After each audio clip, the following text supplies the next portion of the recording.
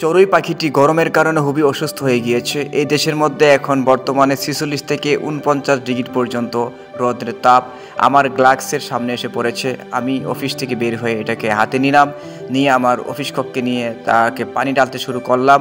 তাকে সুস্থ করার চেষ্টা করছি, তাকে পানি পান করাচ্ছি এবং শরীরের মধ্যে তাকে গোসল করাচ্ছি।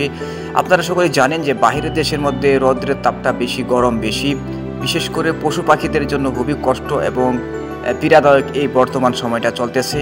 কারণ এমন সময় অনেক পশু পাখি, অনেক পাখি রাস্তাঘাটে মরে পড়ে রয়েছে। আমরা অনেকেই দেখতেছি জমিনের মধ্যে পড়ে রয়েছে।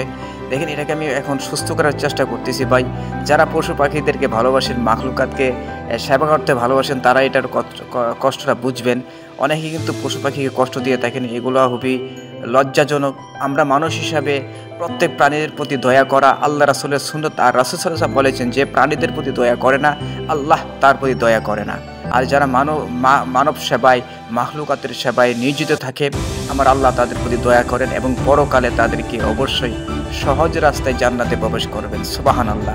তাই বলবো, আজে বাজে যে কোনো স্থানে যদি কোনো কিছু পড়ে থাকে, বিশেষ করে কোনো কীট পতঙ্গ, মাখলুকাত, অনর্থক মারবেন না। কোনো বিষাক্ত প্রাণী হলো যদি আপনাকে সে ধ্বংস না করে, একমাত্র সাপ, ইঁদুর ছাড়া, রাসূল সাল্লাল্লাহু আলাইহি ওয়াসাল্লাম সাপ, ইঁদুরকে মেরে ফেলার কথা বলেছেন। এগুলো ছাড়া অন্য যে কোনো প্রাণী আপনি কি করবেন না, মারবেন না। আর যেগুলো শিকারী প্রাণী, এগুলো তো বলা বাহুল্য। তাই বলবো, আপনার সামনে যদি কোনো ব্যক্তি বা কোনো মাখলুকাত কষ্টে পড়ে থাকে, তাকে সেবা করবেন, অবশ্যই ইহার যা পাবেন। যারা মাখলুকাতকে ভালোবাসে, আমার আল্লাহ তাদেরকে অনেক ভালোবাসেন, অনেক ভালোবাসেন। কারণ হাসরের ময়দানে কে কোন উসিলায় জান্নাতে যাবে বলতে পারবেন না ভাই।